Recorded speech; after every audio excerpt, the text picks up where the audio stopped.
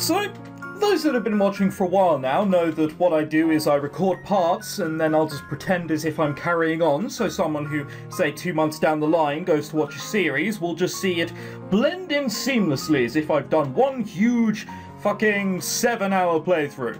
However, I'd like to take the time today and say this is a fucking hot edition of a playthrough. It's about 35 degrees outside and I can't have a fan on because it interrupts the recording and sounds terrible. So I just thought I'd let you know I'm suffering horribly for you. You better be sodding proud of me, smiters. There.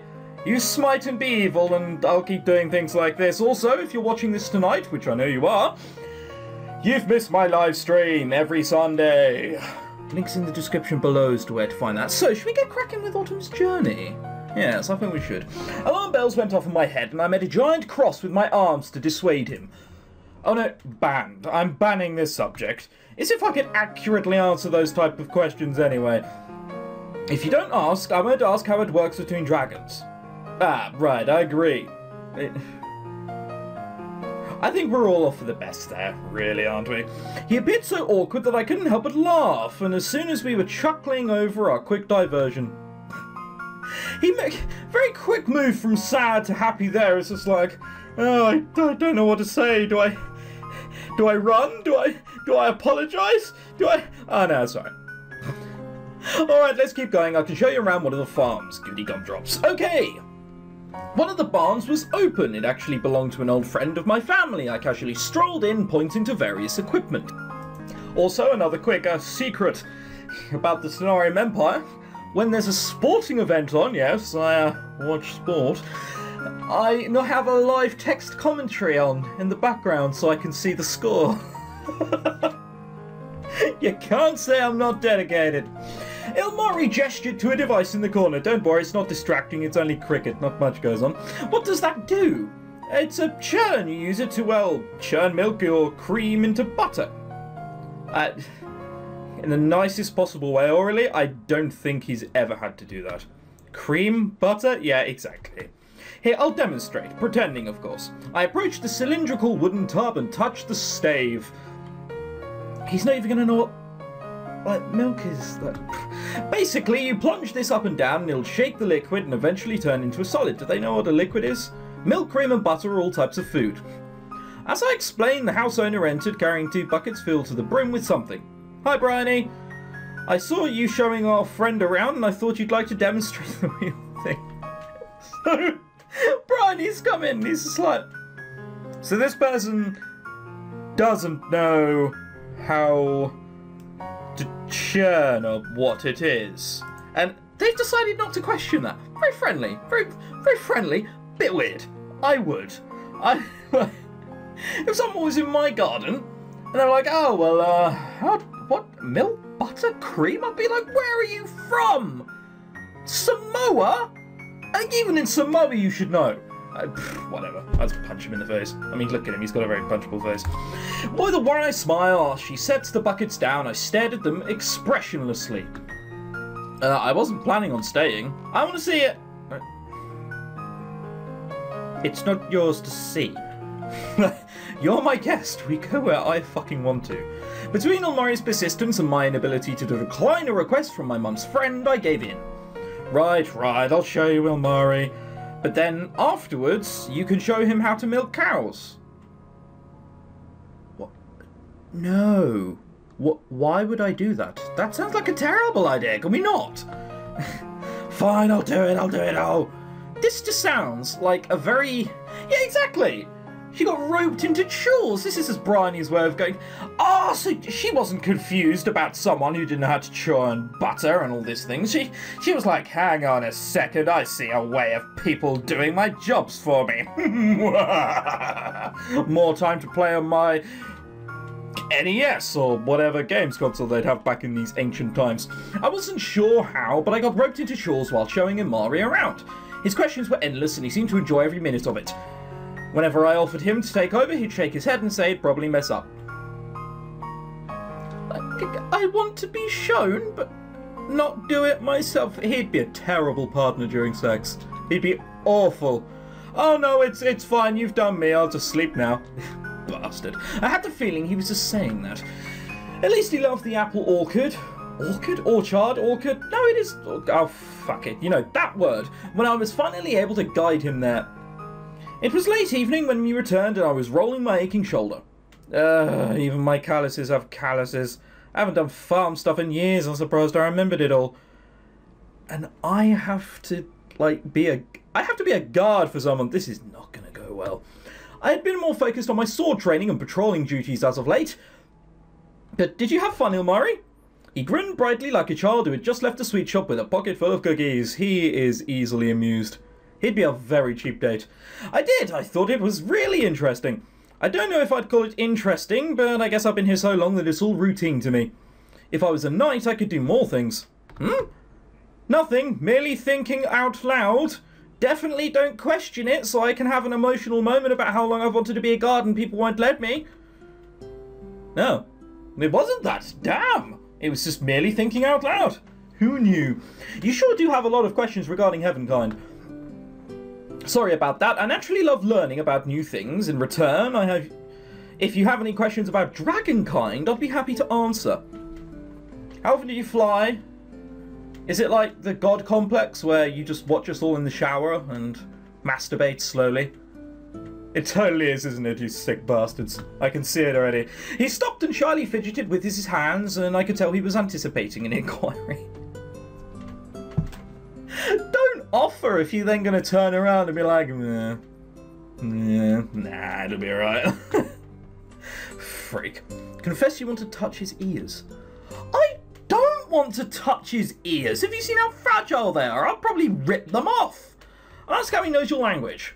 Studying? Oh no, Kerr does that as well, so it can't be studying. I don't know, they're all naturally bilingual. I've said this before, where us English, we find it very skilled if someone knows 2 languages.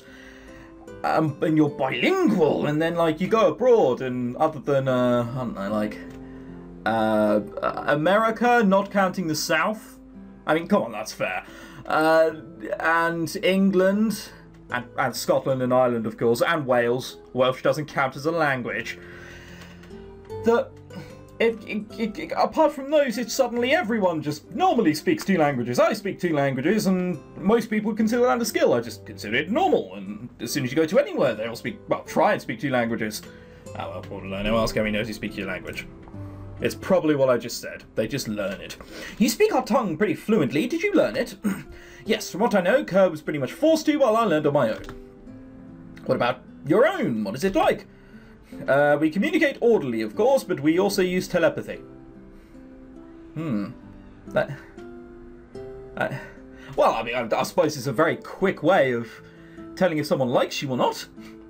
Like, you just think it, and like, you're thinking of me naked. No, I'm not! Naked now, what do you think? Go on then, I know, you were thinking that!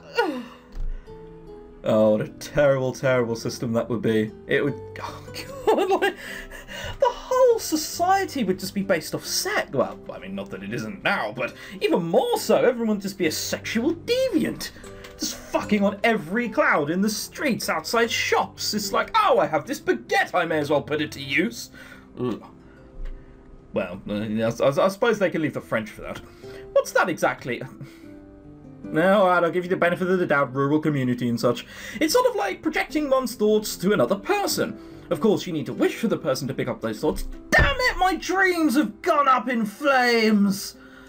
I had a really cool version of their society, and he's just like, but you may need to wish for someone else to pick up those thoughts.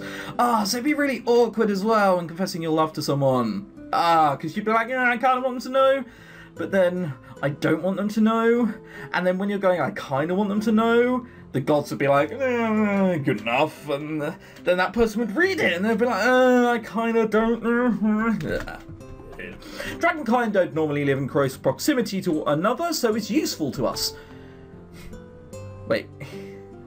They don't have to be near, you could just do it from miles away. Lucky bastard. So, you can't have the same names. How many Dragonkind are there? There can't be like 2 people called Dave. Like, one you've never heard of before, and the other lives like 3 doors down. And you're just thinking, I'm thinking of you, Dave. You know, raises baguette, and then some 50-stone Dave comes flying from the other country. It's like, oh, I heard you, darling. Yeah, I'm seeing flaws in this dragon society now. They're not flaws. About how much fun I had. Thank you so much for showing me around Berry. I skipped the line, didn't I? That sounds pretty neat. What are you thinking of now if you could project it to me? Yeah, can't project it, Christ. It was no problem. Anyway, I muffled a yawn. I should get to bed now. We have a pretty busy day ahead of us. Night, Aurelie. Thanks so much for everything. It's fine. I had fun too, even if I got dragged halfway across Berry to do odd chores. Kind of amen to that. Once I opened the door to my house, I spotted my mum sitting at the table holding a quill over some blank parchment. Writer's block? I covered my mouth to muffle a squeal. You're doing it? You're writing the letter? I bounced on my heels and launched into a tackle. As I hugged my mum from behind, I peered over her shoulders. She hasn't said yes yet. Be very careful. You're actually going to do it. You're actually going to do it. I'm going to be a knight. I halted and let go, suddenly confused. Wait, what made you change your mind? My mum laughed and leaned back, flashing me a meaningful smile. Well, I did some thinking and I thought maybe you were right. You are ready. And then I thought, actually, nah, this letter's for the farmer. I want to get pissed tomorrow. Does it say that? Ah, bastard. That's what I've been telling you. My smile was so wide it hurt. Don't smile that wide, Jesus Christ. Thanks, Mum. Love you and good night. I look forward to reading it in the morning. It's going to say something like, be wary, she is a little crazy at times. She does know dragons, though. I dashed upstairs, determined to fall asleep. However, I couldn't help but toss and turn as I replayed the day's events. And not only Amari's questions, but that I was going to become a knight once I arrived in Oliver. The task to protect the carriage could be viewed as my first duty as a knight. My first real mission. I certainly couldn't sleep now. I hugged my pillow and rolled around, unable to stop the giddiness. I'm going to be a professional knight. I don't think that's how knights, react. I'm going to be a knight! Ah! Do professional knights normally act like this? I don't care, I'm so happy. To achieve the title of knight, one usually had to be trained at a famous school or academy or graduate from there. Since I did not live in a big city that had such establishments, I trained solely under my mum instead, and her status and achievements were well known. Which was why I needed that letter badly. If she recommended me, other captains or noblemen would probably hire me, and I would serve the Sun and Moon Council.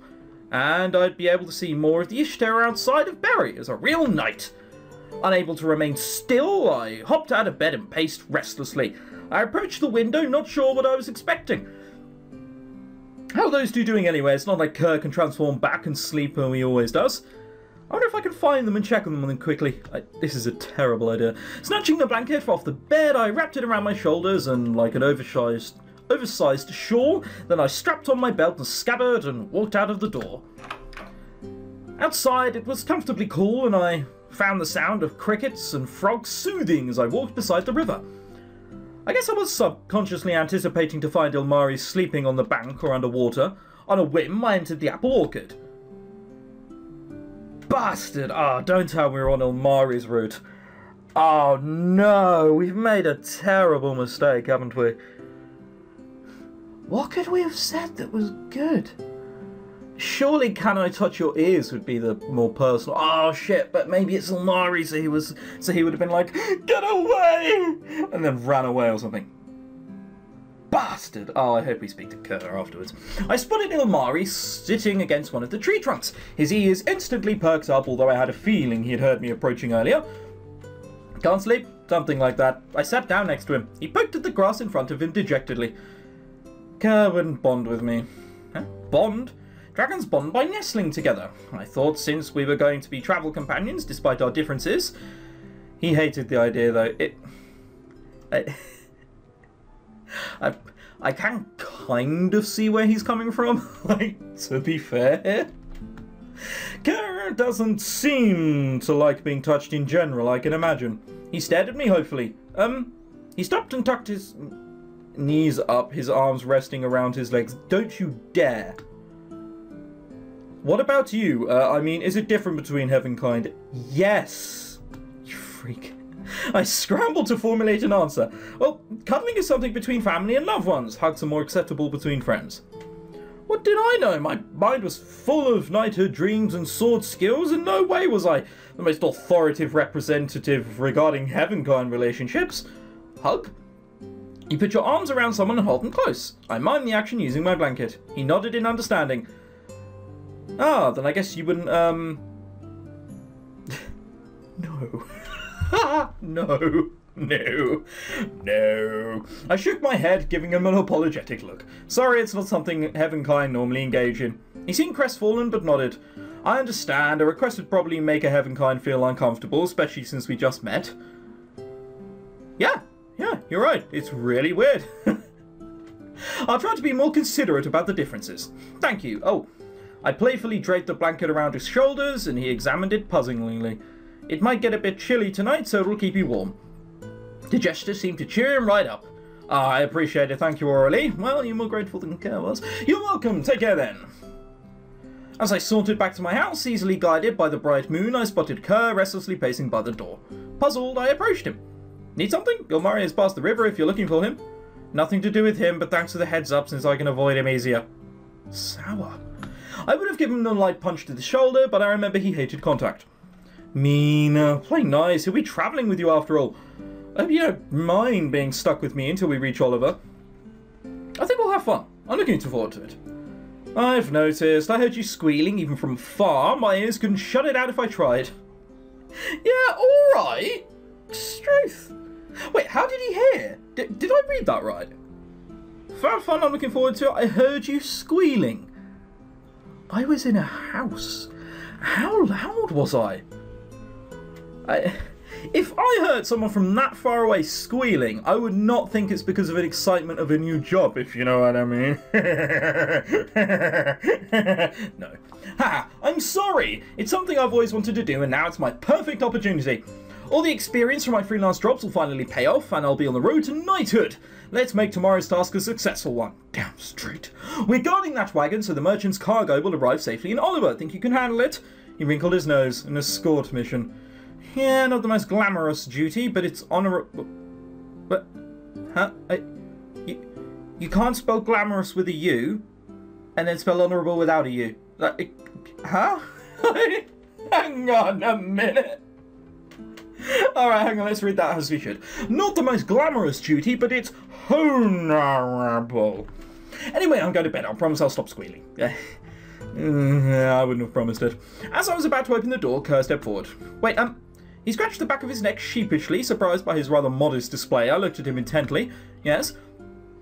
About earlier, when he crammed that food in my mouth. Oh, I was joking, so don't worry about it. I'm sorry if it seemed mean-spirited. It wasn't my intention. Yeah, I'm apologising to him for being mean. No, you were right. Huh? Kerr seemed both shocked and offended by my reaction. What I mean to say is you did help me a little.